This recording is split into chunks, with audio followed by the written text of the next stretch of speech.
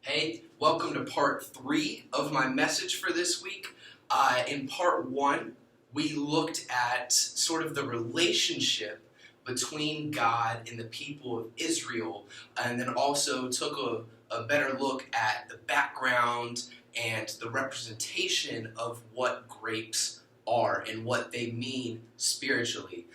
In part 2, we looked at John 15 and talked about the grapevine and the planter of the grapevine and also the grapes that are produced from it, and sometimes how we can take the branches of this grapevine and what God tells us to do with the branches, because sometimes we might focus on a branch that God has maybe cut off or has allowed to produce in a different way than what we're used to.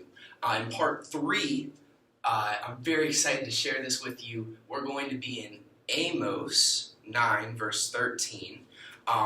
It's a very little studied and very little looked at book in the Bible, but I think that what it is saying in chapter 9, verse 13 is so important and so applicable to what we as Christians can strive to do, as well as what we are expected to do in God. I hope you guys enjoy part 3, and I'll see you back for part 4. Bye.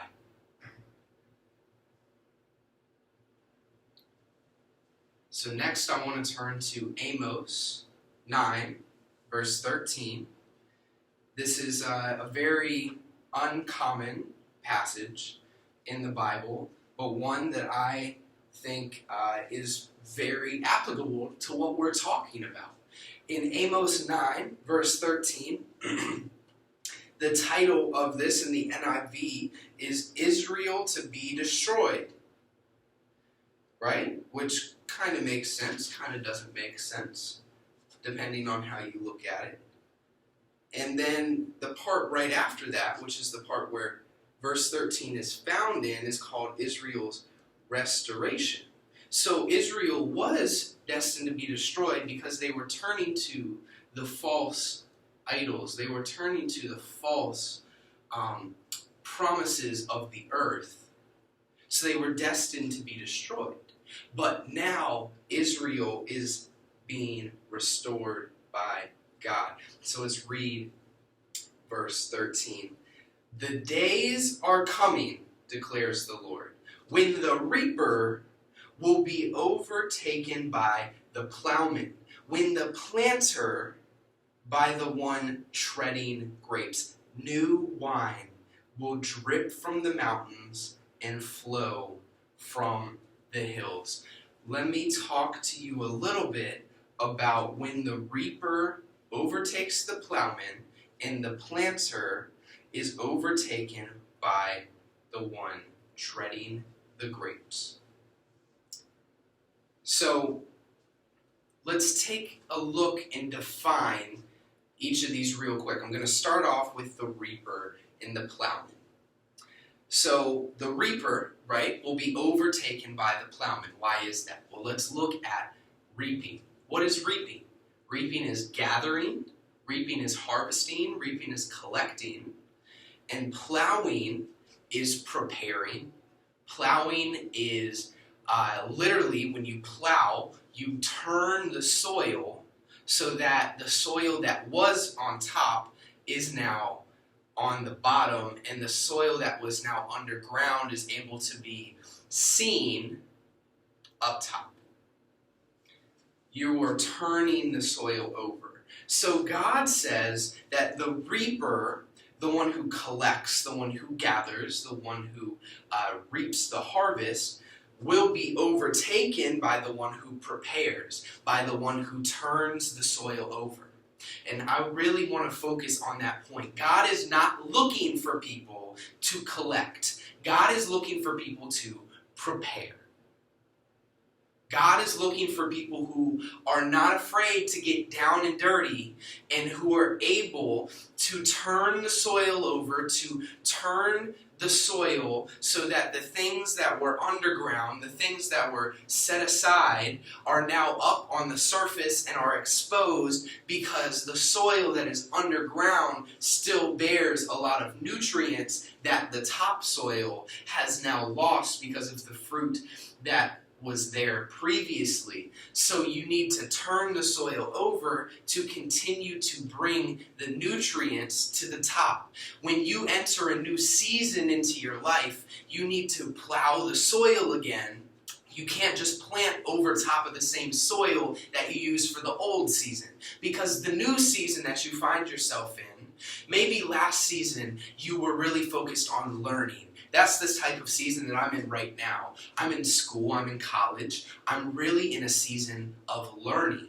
And now, when I move out of this season, I'll be in a season of teaching, in a season of working in my life, because I have moved out of this learning to this teaching. Now I need to start to turn the soil, because the soil that's providing me right now in my time of learning will not be the same soil that provides for me in my time of teaching.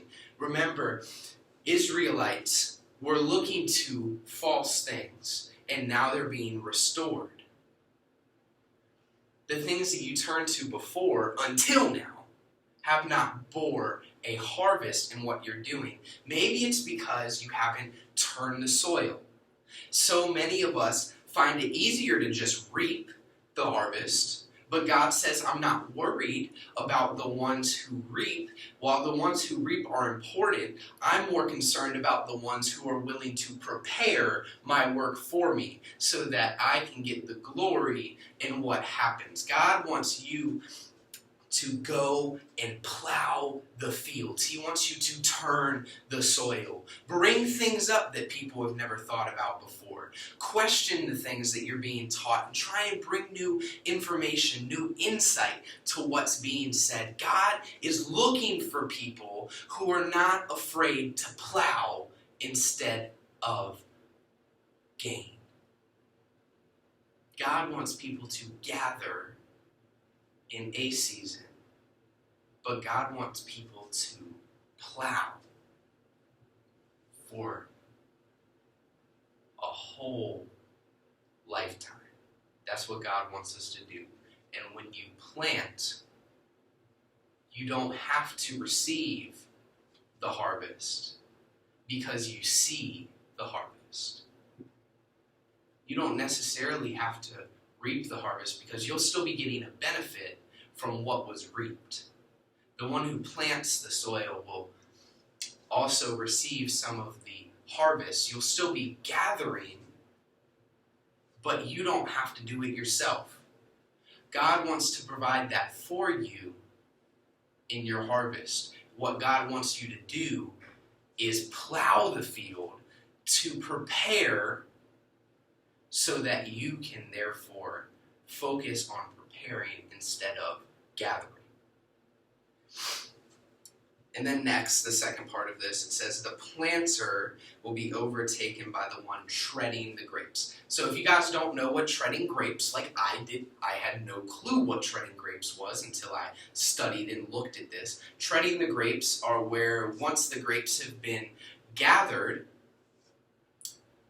they step on them and squish the grapes all down, like in those old commercials for like Welch's or something like that. I'm pretty sure. Don't quote me on it, but I know that there was some commercial where they were like stepping on all these grapes, making grape juice, and they were treading the grapes. That's essentially what it is, right? Making the grapes into grape juice by stepping on them. Now, I hope these people washed their feet before they did that, because if they didn't, that would be kind of nasty. And I know back in the Israelite times and the ancient times, they didn't have the great amenity of the modern day soap that we have now. So they might not have had as clean grape juice, but let's hope they had some other ways of sterilizing that stuff, or else that would be nasty, okay? Let's just hope. but that's not the main point.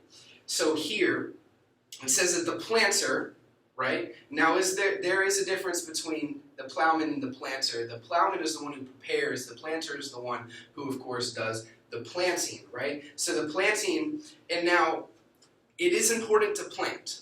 But what God is talking about in this specific example is more about movement and what you're doing. Because when you're treading, you're moving. The things that you're working on will be transformed, right? I really like that. Because once you've harvested, you're taking the grapes and you're transforming them into grape juice. You're transforming them to be used for other things. God's looking for people to transform what is given in front of them. They say that good leaders do not provide or require something that the people that they are teaching do not already have. The best leadership comes from using the things that they already possess, right? You already have the grapes. So God is looking for people who will tread the grapes instead of planting the grape seed. So if you plant the grape seed, you're putting it in a single place. You're putting it in the ground and you're letting it stay in a single place. But with the treading, you're creating something out of what has already been harvested. You don't need to worry about taking a grape and putting it back in the ground so that it will grow new grapes. There's seed for the next season. God will provide you the seed that you need for your season. God's not worrying about you taking the grapes that were harvested and putting them back in the ground, keeping them in the same place. God is looking for you to transform those grapes. God is looking for you to make new ways. He wants new wine to flow from the hills. God wants new tradition. God wants new interpretation. God wants new Bible reading. He wants it to be re-sparked. God wants to restore what is in your life. God wants to restore what's happening around you, because God might make it to a point where you're on the brink of destruction because what you have turned to is not what you need to be turning to. But God says, if you turn back to the one who is planted and stop worrying about the one who is inside, right? Ourselves. If we stop worrying about ourselves and we turn to God, then He will do the pruning for us. God will do the preparing for us. And God is saying, what will you do for others? God's looking for people to prepare others. God is looking for people to build up others. God is looking for people to take what is already given and use it in a way that transforms in a way that they never thought that they could be used. They thought that since they were reaped as a grape, that they have to stay as a grape. But let me tell you something. You don't have to stay in the position that you were grown. God is not looking for you to just stay as a grape. God wants to use you and make you into wine. God wants to use you and make you into grape juice. God wants to use you for other things than what you're currently being used for.